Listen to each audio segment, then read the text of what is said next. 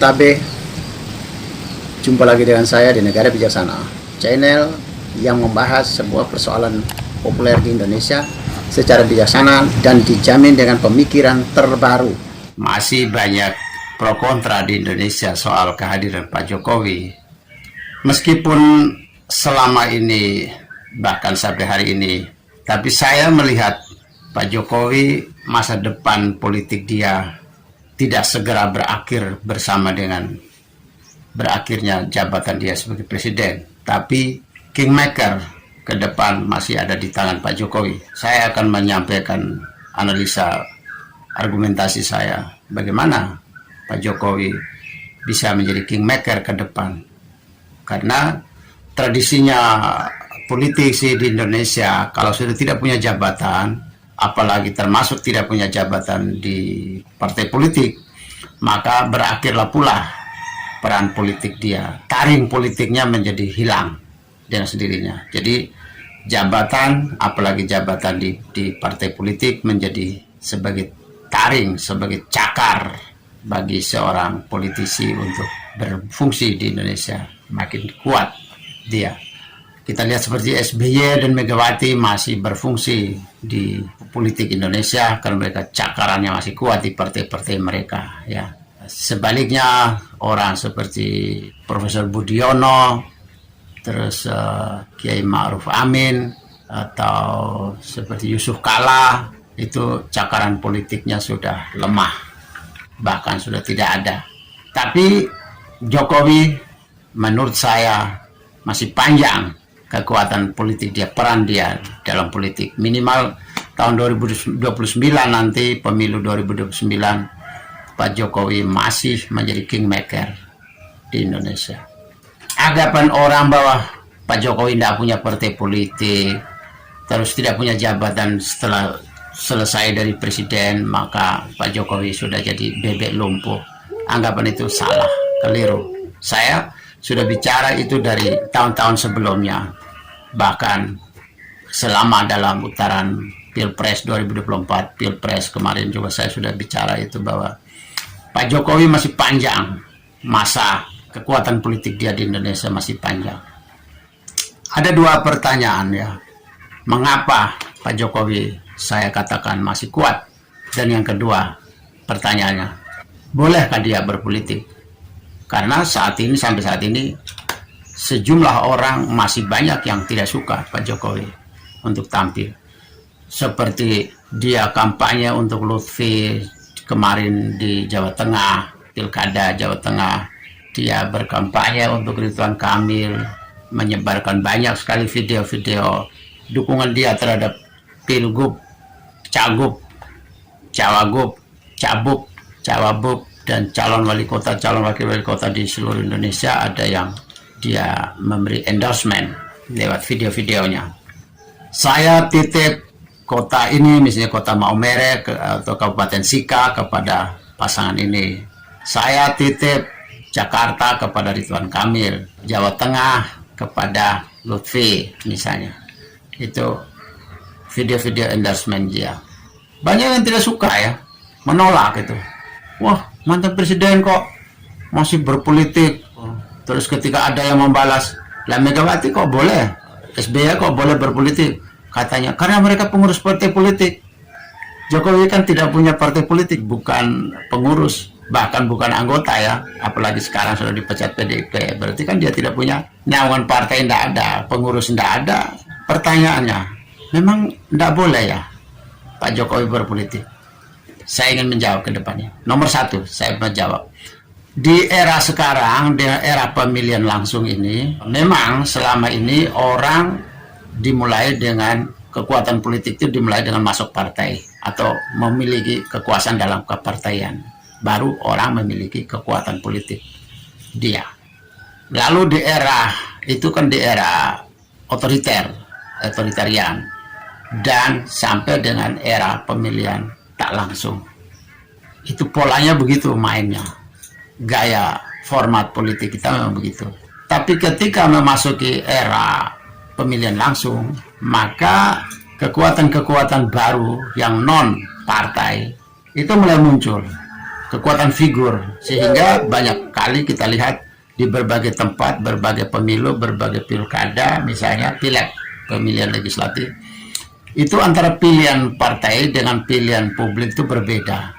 Ada yang partai kalah di tempat itu, tapi calonnya yang menang, karena orang memilih calon, bukan memilih partai.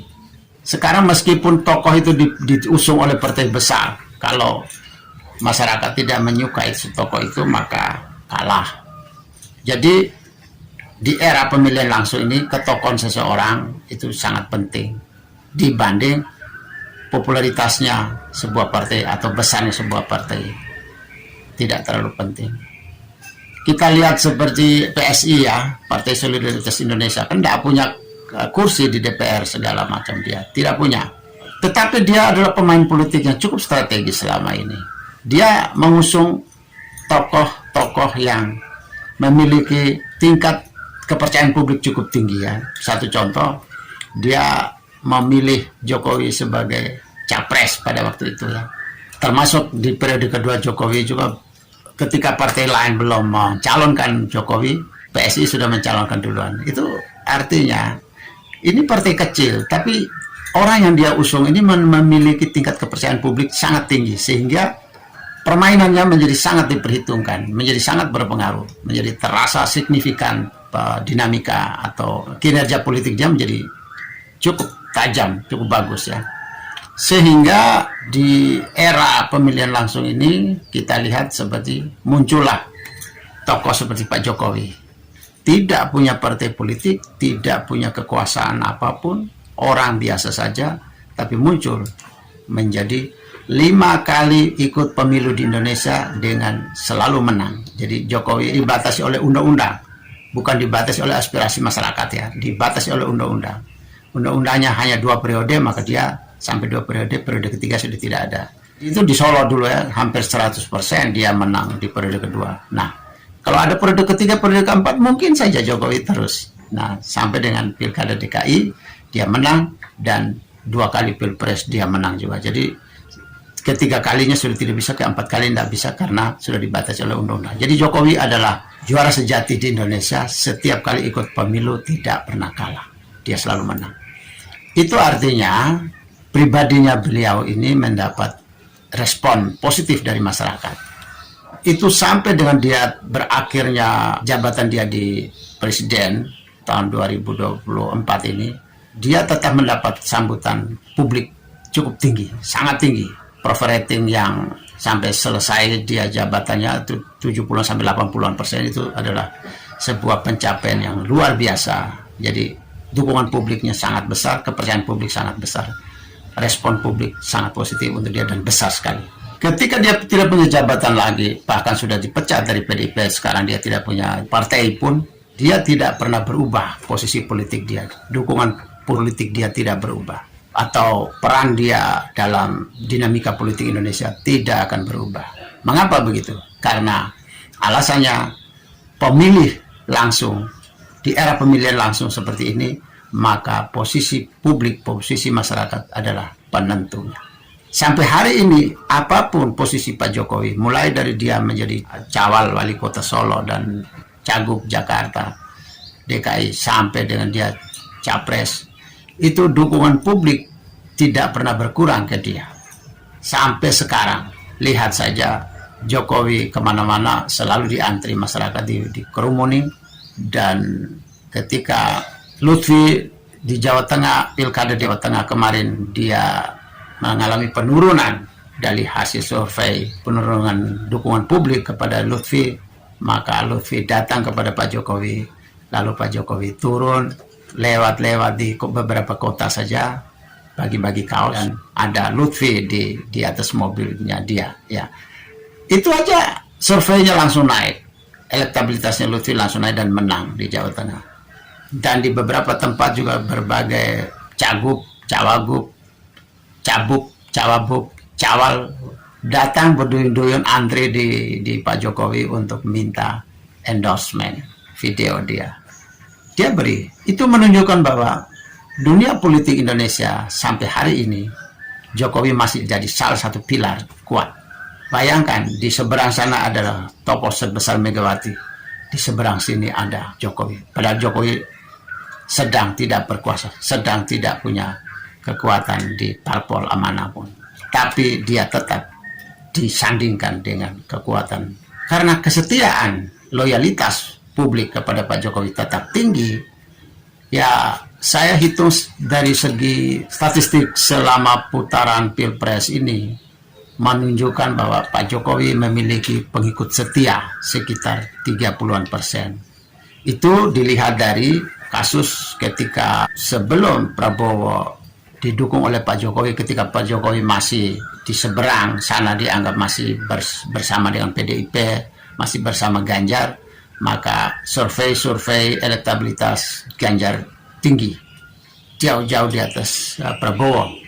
Ketika konstelasi politik akhirnya Jokowi berpihak kepada Prabowo, masyarakat menerjemahkan begitu, maka langsung elektabilitas Ganjar turun terus sampai dengan hari H penurunnya sekitar 30-an% dari suara yang dimiliki oleh Pak Ganjar Pranowo.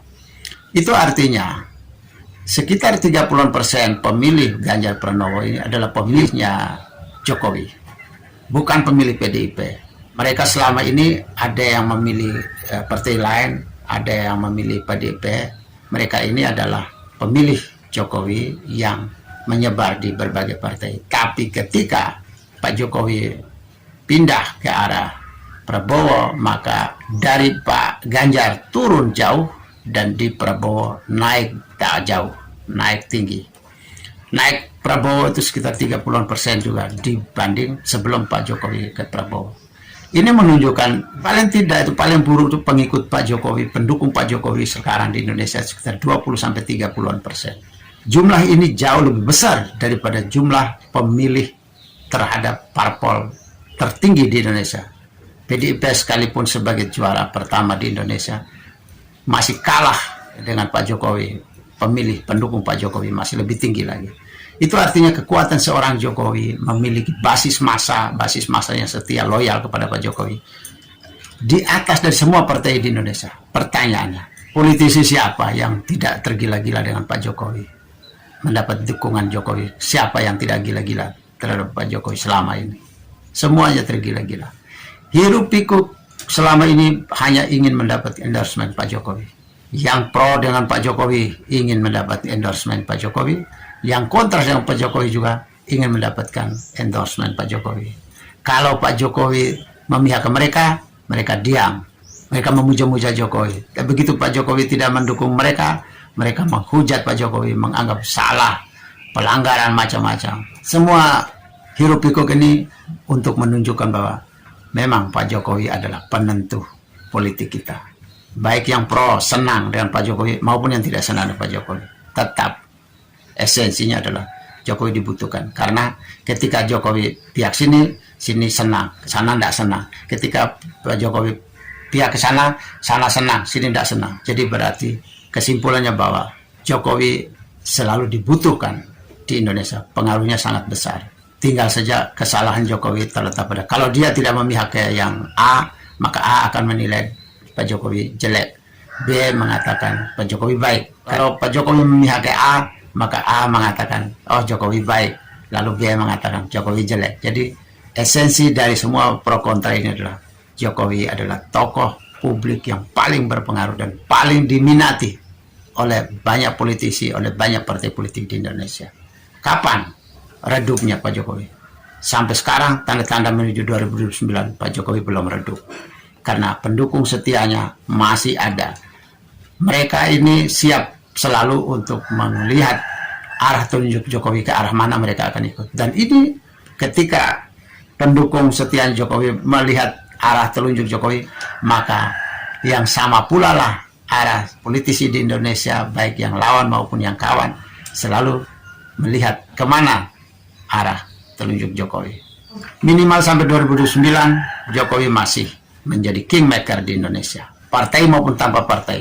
Apalagi kalau dia mau mendirikan partai sendiri atau dia masuk pada salah satu partai nanti, tambah kingmaker. Tanpa partai pun dia tetap jadi kingmaker. Faktor yang kedua adalah sebagian orang masih mempersoalkan keterlibatan Jokowi dalam berbagai kegiatan politik. Ada apa dengan undang-undang kita terhadap Pak Jokowi? Apakah memang ada konstitusi atau ada regulasi yang mengatur bahwa mantan presiden tidak boleh ikut berkampanye atau tidak boleh ikut berpolitik? Kan tidak ada. Apakah orang yang bernama Pak Joko Widodo ini sudah dicantumkan namanya di dalam sebuah regulasi bahwa penduduk Indonesia punya hak memilih dan dipilih kecuali Joko Widodo? Apakah ada itu? Kan tidak ada. Jadi karena tidak ada, maka semua hak pribadi Pak Jokowi, hak berpolitik Pak Jokowi, dia memenuhi syarat sesuai undang-undang dan sesuai konstitusi, maka Pak Jokowi punya hak berpolitik di Indonesia, dipilih maupun memilih, ataupun dia berkonstelasi, dia bermain seperti kita lain pada umumnya, bertemu siapa, itu kan bebas, hak dia untuk berbicara, hak dia untuk memilih, hak dia untuk berkumpul dengan siapapun, itu kan kebebasan.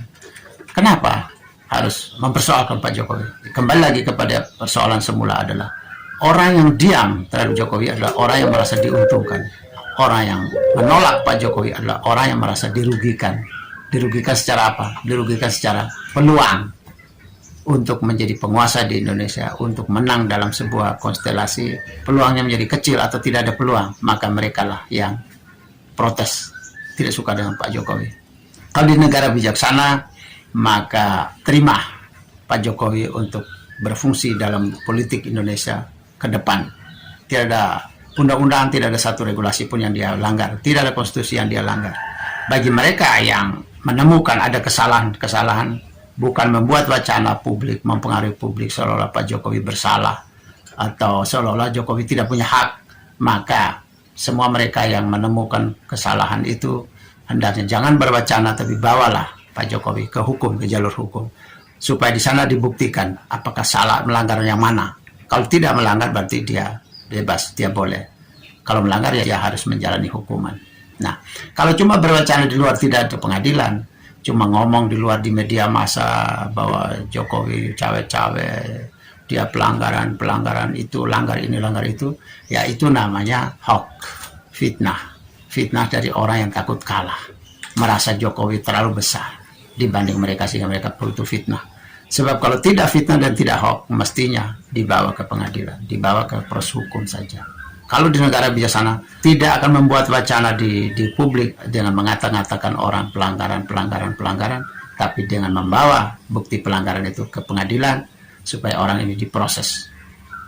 Kalau cuma berwacana di luar pengadilan, di luar jalur hukum, maka itu adalah bagian dari strategi untuk downgrade orang, untuk merusak nama baik orang dan memberi peluang mereka untuk menang. Jadi menang bukan karena kehebatan mereka, tapi menang karena lawan sudah jatuh. Terima kasih, selamat berdemokrasi. Jika Anda setuju dengan saya, Anda seide dengan saya, berarti kita berada pada satu perjuangan yang sama, yaitu ingin melihat Indonesia menjadi lebih baik, Indonesia menjadi negara yang bijaksana yang kita impikan. Caranya adalah dengan Anda memberi dukungan dan berpartisipasi dalam channel ini. Subscribe di bawah channel ini, bunyikan lonceng di sampingnya untuk menunjukkan Anda berlangganan secara gratis, dan ada pemberitahuan setiap kali saya mengirim edisi baru. Dan jika Anda setuju dengan ide ini, jangan lupa bagikan ke semua relasi Anda. Terima kasih.